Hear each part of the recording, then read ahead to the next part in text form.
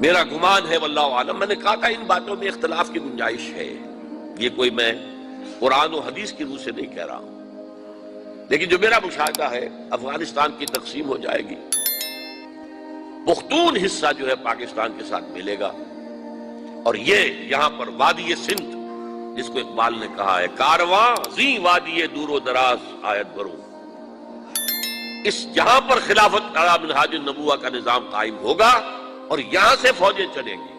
Number ایک۔ Number دو، عرب کے ریگزار میں 15ویں صدی کے مجدد کا ظہور ہو جائے گا۔ مہدی کو ہم مانتے ہیں مجدد، شیعہ مانتے ہیں 12ویں امام جو چھپے ہوئے، ان کے امام معصوم جو ہے 12، ان میں سے آخری جو ہے وہ چھپے ہوئے ہیں غار میں 1200 برس سے، اور وہ ظاہر ہوں گے، یہ ان کا عقیدہ ہے، ہمارا نہیں ہے۔ ہم سمجھتے ہیں جیسے ہر صدی میں اللہ مجدد بھیجتا رہا، اسی طریقے سے میرے گمان میں 15ویں صدی کے مجدد جو ہے وہ حضرت مہدی ہوں، ان کی حکومت جا کر یہ فوج قائم کرے گی، عربوں میں دم نہیں ہوگا، وہ اپنی عیاشیوں کی وجہ سے بالکل کھوکھلے ہو چکے، دولت کی فراوانی اور عیاشی۔ یہ بھی سننے میں آتا ہے دروغ برگردن راوی کہ اگر کوئی فوجی قافلہ ان کا چل رہا ہوتا ہے تو وہ بجائے ٹرکوں میں بیٹھنے کے وہ اپنی کاروں میں بیٹھ کے ساتھ ساتھ چلتے ہیں، وہ ٹرک خالی چل رہے ہوتے ہیں، ٹرک کی سختی جو ہے، سخت سیٹ جو ہے برداشت کرنا ان کے بس کا روگ نہیں ہے۔ یعطون للمہدی، یعنی سلطان ہو اس کی حکومت کو مستحکم کریں گے۔ پھر حضرت مہدی کی طرف سے شروع ہوگا معاملہ جہاد، اور یہ سارا جو ملک چھوٹ ہم مسلمانوں کے ہاتھ سے نکل گئے تھے یہ واپس لے گئے۔ اس میں ایک کوسچن ہے جو میرے ذہن میں بہت عرصے سے تھا، جس کا کہ جواب اب مجھے سوچا ہے، واللہ عالم، یہ ساری باتیں میں کہہ رہا ہوں میرے گمان ہے، کیسے ہوگا کہ اتنی بڑی طاقت ایٹمک پاورز کے مقابلے میں مسلمان دوبارہ میدان میں آ کر اور جیتتے چلے جائیں؟ میرا گمان یہ ہے واللہ عالم، اس پورے معاملے کا سارا جو ہے ارینا جو ہے وہ ہے مڈل ایسٹ، یورپ، جس میں حدیث میں آیا ہے کہ رومی عیسائی 80 جھنڈوں تلے تم پر حملہ کریں گے اور ہر جھنڈے کے نیچے 12,000 فوج ہوگی،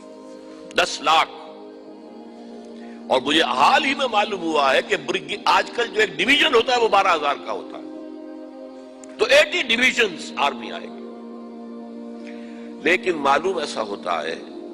کہ روس، چائنا، جاپان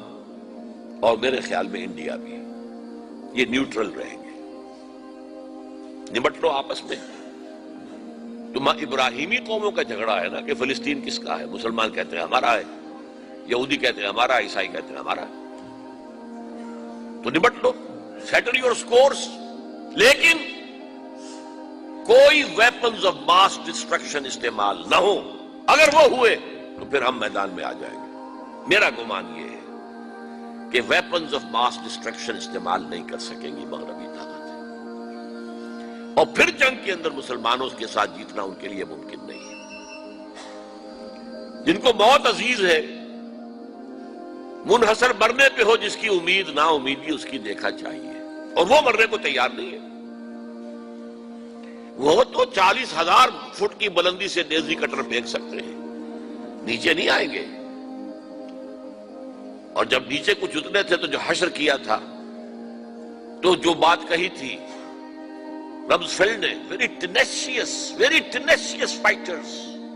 یہ افغان والے جو ہیں یہ تو چمٹ جانے والے ہیں، یہ ایسے جنگجو ہیں، ان سے جان چھڑانی مشکل ہے،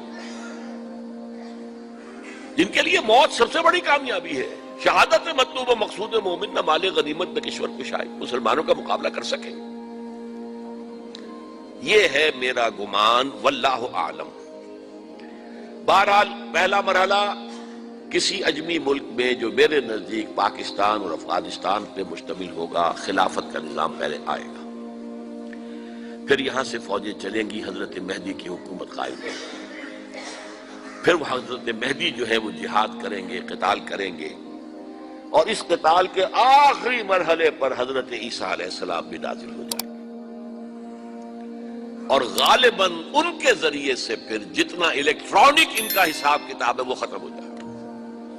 حضور نے فرمایا ان کی آنکھوں میں ایسی تاثیر ہوگی، جہاں پر نگاہ جائے گی یہودی پگھل جائیں گے۔ کوئی بہت بڑا لیزر ہوگا